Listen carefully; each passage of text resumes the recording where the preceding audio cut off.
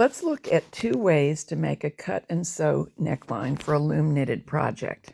It looks perfectly nice, and you cannot see that that is what was done. This saves some work shaping if that is of concern to you, allows one to decide on the exact neckline at the end of the project rather than the beginning. It also allows one to correct a mistake in shaping, and that's what happened to me making this sweater. In order to fit most ladies, we're going to need a neckline opening that will open to 22 inches because of the head. Here are some good dimensions that I used for this sweater. If you're brave, you can cut freehand, or you can use a piece of chalk where I'm scribing around the edge of a plate that is the right size to cover the width I wanted as well as the depth I wanted. The back neck is the same width, but only 2 inches rather than 4 inches deep. This is a bulky knit, and chalk tends to adhere very poorly. So I followed this with a line of basting in a contrasting yarn to describe the curve that I wanted. My front curve measures 12 inches, my back measures 10. That adds up to the 22 I need. Here I'm double checking that that's the case after having trimmed them. We want the target measurement to match just next to, into the sweater from, the row of stitching that stays the edge.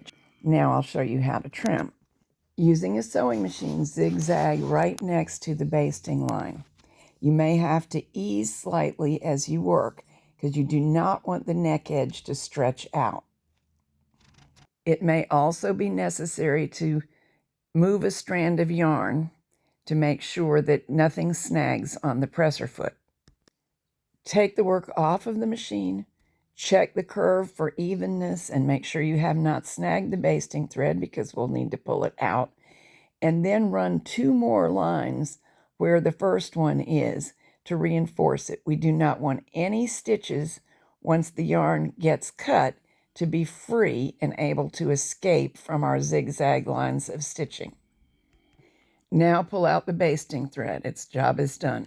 Now use scissors to trim near the stitching line but above it. Fold the sweater down the center line to compare the 2 sides of the curve and make sure that they are exactly the same.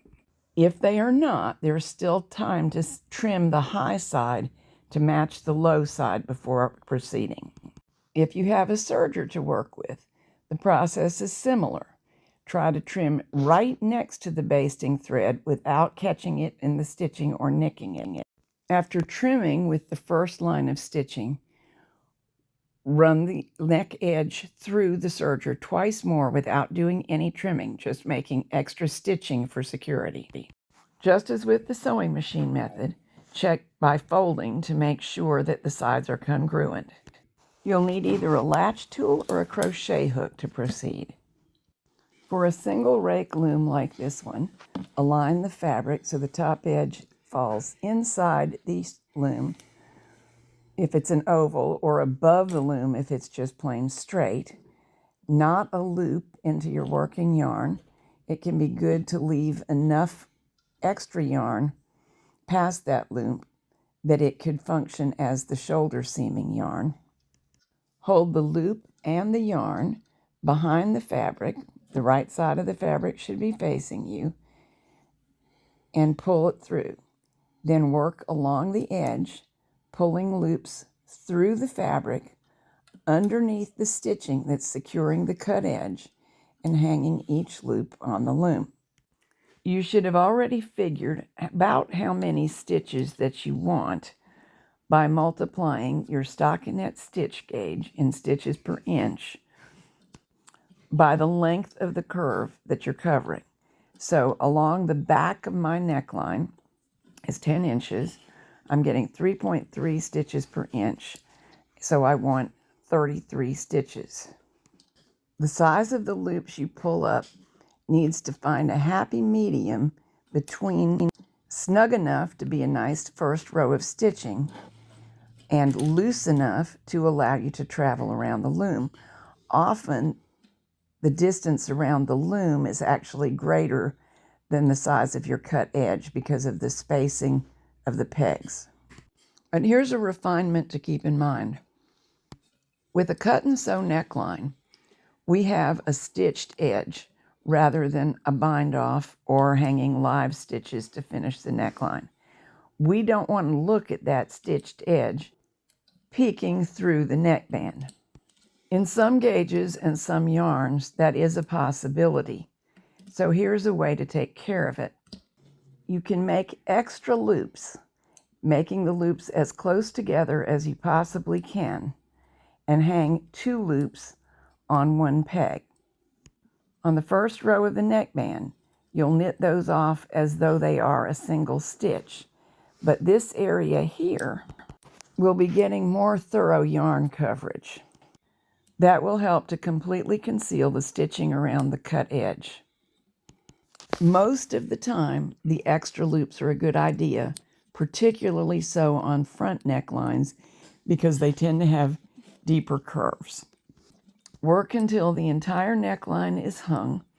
Make sure that you do have the right number of stitches started on the loom by hanging loops on each peg. When there's a stitch on every peg, you're ready to use the yarn in the normal way to work knit 1, purl 1 ribbing to twice the length that you really want. For a 2-inch neckband, we would work 4 inches of length. Later, that will be folded in half and stitched down to cover the cut and stitched edge and completely hide it. So knit 1, purl 1 around. For a double board neckband, I like to use my pegs offset as they are here. That's possible because I had this loom made by Cindywood with an extra set of holes.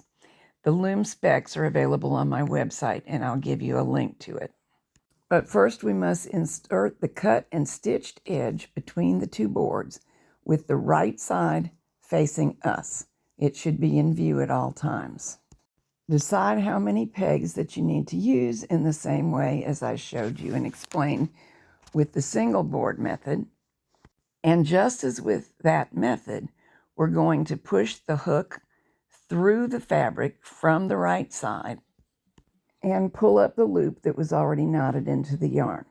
That goes on the first peg, and I prefer to start on the board nearest me. We will continue to pull loops through the fabric, always from the right side with the yarn behind, but those loops will alternate front board, back board, front board, back board in terms of where we place the loops once we've pulled them through. This is actually the method that I used for the sample sweater, and I found that for that sweater, which is a bulky yarn on a 5/8 inch board, I got perfect coverage around the neckline by doing the 2-loop method every other time I was making a stitch or a loop that was going to hang on the front board.